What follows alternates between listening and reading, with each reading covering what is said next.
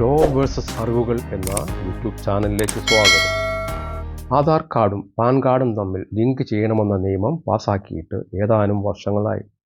ആദ്യം ഏതാനും മാസങ്ങൾ പാൻ ആധാർ ലിങ്കിങ്ങിന് നീട്ടിക്കൊടുത്തതിന് ശേഷം വീണ്ടും 1000 രൂപ ഫൈനോടുകൂടി ലിങ്ക് ചെയ്യുവാനുള്ള സമയം കഴിഞ്ഞ മെയ് 31 വരെ മാത്രമായിരുന്നു.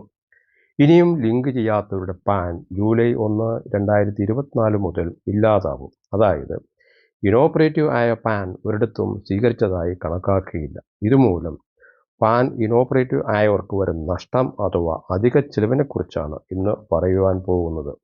സാധാരണ സ്ഥലം അഥവാ വസ്തു വാങ്ങിക്കുമ്പോൾ വിൽക്കുന്ന വില 50 ലക്ഷം രൂപയ്ക്ക് മുകളിലാണെങ്കിൽ 1% TCS അഥവാ ടാക്സ് കളക്റ്റഡ് അറ്റ് സോഴ്സ് സ്ഥലം വാങ്ങിക്കുന്ന ആൾ വിൽക്കുന്ന ആളിൽ നിന്നും കളക്ട് ചെയ്തതിനു ശേഷം ആ തുക ഗവൺമെൻറ്റിൽ അടയ്ക്കണമെന്ന് നിയമമുണ്ട്.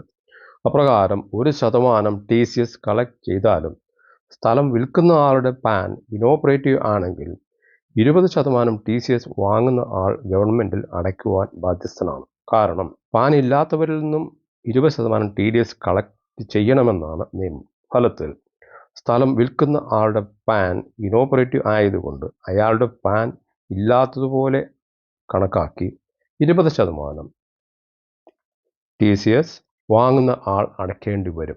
അതുകൊണ്ട് വിൽക്കുന്ന ആളുടെ പാൻ ഓപ്പറേറ്റീവ് ആണെന്ന് ഉറപ്പാക്കേണ്ടത് സ്ഥലം വാങ്ങുന്ന ആളുടെ ഉത്തരവാദിത്വവും കടമയുമാണ്. 10 ലക്ഷം രൂപയിൽ കൂടുതൽ വിലയുള്ള വാഹനം വാങ്ങിക്കുമ്പോൾ 1% TCS ആയിട്ട് കൊടുക്കേണ്ടി വരും. വാഹനം വാങ്ങിക്കുന്ന ആളുടെ പാൻ ഇനോപ്പറേറ്റീവ് ആണെങ്കിൽ 1%-ൽ നിന്നും 20% TCS കൊടുക്കേണ്ടി വരും.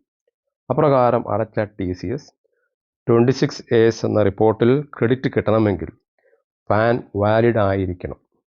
ഇതനുസരിച്ച് 26ASൽ ക്രെഡിറ്റ് കിട്ടുകയില്ലെന്ന് മാത്രമല്ല, വർഷാവസാനം ITR ഫയൽ ചെയ്യുന്ന സമയത്ത് അടയ്ക്കേണ്ട നികുതിയിൽ നിന്നും അടച്ച 20% TCS കിഴിവ് നടത്തുവാനും സാധിക്കില്ല. ഫലത്തിൽ കൊടുത്ത 20% ടാക്സ് മുഴുവനും ഒരു നഷ്ടമാകും. അതുപോലെ ITR അഥവാ ഇൻകം ടാക്സ് റിട്ടേൺ ഫയൽ ചെയ്യുന്നതിനും ഓപ്പറേറ്റീവ് ആയ പാൻ കമ്പൾസറി ആണ്. അല്ലെങ്കിൽ ITR ഫയൽ ചെയ്യുന്നത് മുടങ്ങുകയും പാൻ നിർബന്ധമുള്ള ഒരു ട്രാൻസാക്ഷൻസും നടത്തുവാൻ ബുദ്ധിമുട്ടാകുകയും അഥവാ നടത്തിയാലും എക്സ്ട്രാ ടാക്സ് അഥവാ അധിക ചിലവ് നടത്തേണ്ടതായി വരും. കൂടാതെ ITR ഫയൽ ചെയ്യാതെ വന്നാൽ ബാങ്കിൽ നിന്നും ലോൺ എടുക്കുവാൻ സാധിക്കില്ല. പ്രത്യേകിച്ച് ഇന്നത്തെ കാലത്ത് കുട്ടികൾ മിക്കവാറും വിദേശ പഠനത്തിനായി വിദേശത്തേക്ക് പോകുമ്പോൾ ലോൺ എടുക്കേണ്ടി വരുന്നതും ബുദ്ധിമുട്ടാകും. കാരണം ലോണിന് അപേക്ഷ സമർപ്പിക്കുമ്പോൾ മിനിമം 2 വർഷത്തെ ITR ഫയൽ ചെയ്തതിൻ്റെ കോപ്പി ബാങ്കുകൾ ആവശ്യപ്പെടും. 10 ലക്ഷത്തിനു മേൽ വിലയുള്ള വാഹനം വാങ്ങുവാനും 2 വർഷത്തെ ITR കോപ്പി മസ്റ്റാണ്. ഇല്ലെങ്കിൽ TCS 1%-ൻ്റെ സ്ഥാനത്ത് 5% അടയ്ക്കേണ്ടി വരും. അടുത്തത് മറ്റ് സേവനങ്ങളെക്കുറിച്ചാണ്. ഗവൺമെൻറ് സേവനങ്ങൾ. പാൻ ഇനോപ്പറേറ്റീവ് ആയിക്കഴിഞ്ഞാൽ പാസ്പോർട്ട് ആപ്ലിക്കേഷൻ, ഗവൺമെൻറ് സബ്സിഡീസ് തുടങ്ങിയവ സേവനങ്ങളും ബുദ്ധിമുട്ടാകും. 2.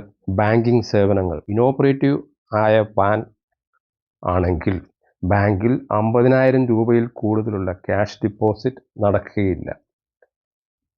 അതുപോലെ 50,000 രൂപയിൽ കൂടുതലുള്ള ഫിക്സഡ് ഡിപ്പോസിറ്റ്, ഡിമാൻഡ് ഡ്രാഫ്റ്റ് തുടങ്ങിയവയും നടത്താൻ ബുദ്ധിമുട്ടാകും. 3. ഇൻകം ടാക്സ് ഡിപ്പാർട്ട്മെൻറ്റ് സേവനങ്ങളെക്കുറിച്ചാണ്. ഇനോപ്പറേറ്റീവ് പാൻ ആണെങ്കിൽ ITR ഫയൽ ചെയ്യുവാൻ സാധിക്കില്ല. അതുപോലെ ഫയൽ ചെയ്തതും പ്രോസസ്സിംഗ് നടത്താത്തതുമായ ITRൻ്റെ പ്രോസസ്സിംഗ് നിന്നു പോകുന്നതും കൂടാതെ ഓൾറെഡി പ്രോസസ്സ് ചെയ്ത റിട്ടേണിൻ്റെ റീഫണ്ട് ലഭിക്കുവാനുണ്ടെങ്കിൽ അതും നടക്കുകയില്ല. TDS അഥവാ TCS ആയിട്ട് ഉയർന്ന നിരക്കിൽ ടാക്സ് അടയ്ക്കേണ്ടി വരുന്നത് കൂടാതെ ഓൾറെഡി അടച്ചു കഴിഞ്ഞ TDS അഥവാ TCSൻ്റെ ക്രെഡിറ്റ് 26ASൽ ഉണ്ടാവുകയില്ല. ബാങ്കിൽ പലിശ വരുമാനത്തിൽ നിന്നും TDS പിടിക്കാതിരിക്കാൻ വേണ്ടി സാധാരണ നൽകുന്ന ഫോം 15G അഥവാ 15H സമർപ്പിക്കുന്നതും ബുദ്ധിമുട്ടാകും. 4. Mutual fund investment. Mutual fund purchase ചെയ്യുക, ഡിമാറ്റ് അക്കൗണ്ട് ഓപ്പൺ ചെയ്യുക തുടങ്ങിയവയ്ക്കും പാൻ കാർഡ് നമ്പർ കമ്പൾസറി ആയതുകൊണ്ട് ഇനോപ്പറേറ്റീവ് പാൻ ആണെങ്കിൽ അതും നടക്കില്ല. അടുത്തതായി പറയാൻ പോകുന്നത് പാൻ ആധാർ ലിങ്കിൽ നിന്നും ഒഴിവ് നൽകിയിട്ടുള്ളവരെ കുറിച്ചാണ്. അതിലൊന്ന് ആസാം, ജമ്മു ആൻഡ് കാശ്മീർ, മേഘാലയ സംസ്ഥാന നിവാസികൾ. 2 non resident Indians. 3 super senior അഥവാ 80 വയസ്സിന് മേൽ പ്രായമുള്ളവർ. 4 വിദേശ പൗരന്മാർ എന്നിവർ പാൻ ആധാർ ലിങ്കിൽ നിന്നും ഒഴിവാക്കപ്പെട്ടിട്ടുണ്ട്. ഇനി TDS ഡിഡക്ഷനും TCS കളക്ഷനും നടത്തുന്നവരെ കുറിച്ചാണ്. ഇവർ നടത്തുന്ന പേയ്മെൻറ്റ് ബിസിനസ് സ്ഥാപനങ്ങൾ TDS നടത്തുന്നതിന് മുമ്പ് കിട്ടിയിരിക്കുന്ന പാൻ കാർഡ് ഓപ്പറേറ്റീവ് ആണോ എന്ന് കമ്പൾസറി ആയിട്ട് ഉറപ്പുവരുത്തിയിരിക്കണം. അല്ലെങ്കിൽ 20% വരെയുള്ള ഉയർന്ന നികുതി അടയ്ക്കുവാൻ ബാധ്യസ്ഥരാകും.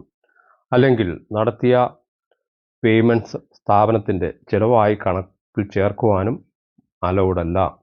അതുപോലെ TCS കളക്ട് ചെയ്യുന്നവരും കിട്ടിയിരിക്കുന്നവരും പാൻ കാർഡ് ഓപ്പറേറ്റീവ് ആണെന്ന് ഉറപ്പുവരുത്തണം. അല്ലെങ്കിൽ ഉയർന്ന നിരക്കിലുള്ള TCS അടയ്ക്കാൻ ബാധ്യസ്ഥ വന്നു ചേരും. ഇനി പറയുവാൻ പോകുന്നത് ഒരു പാൻ കാർഡ് ഓപ്പറേറ്റീവ് ആണോ എന്ന് എങ്ങനെ വെരിഫൈ ചെയ്യാം എന്നതിനെക്കുറിച്ചാണ്. അതിലേക്കായി ആദ്യം ഇൻ്റർനെറ്റിൽ പോയിട്ട് ഇൻകം ടാക്സ് ഫയലിംഗ് എന്ന് അടിച്ചു കൊടുക്കുമ്പോൾ ഇൻകം ടാക്സ് സൈറ്റിൽ എത്തും. ഇൻകം ടാക്സ് സൈറ്റിൻ്റെ ഇടതുഭാഗത്ത് കൊടുത്തിരിക്കുന്ന മെനുവിൽ നിന്ന് വെരിഫൈ പാൻ സ്റ്റാറ്റസ് സെലക്ട് ചെയ്തതിന് ശേഷം pan card number, full name, date of birth, mobile number എന്നിവ ഫിൽ ചെയ്തതിന് ശേഷം കണ്ടിന്യൂ ബട്ടൺ ക്ലിക്ക് ചെയ്താൽ OTP ഫിൽ ചെയ്യുവാനുള്ള സ്ക്രീനിൽ എത്തും. OTP ഫിൽ ചെയ്ത് കഴിയുമ്പോൾ ഓപ്പറേറ്റീവ് പാൻ ആണെങ്കിൽ pan is active and details R as per pan എന്ന മെസ്സേജ് ലഭിക്കുന്നതാണ്.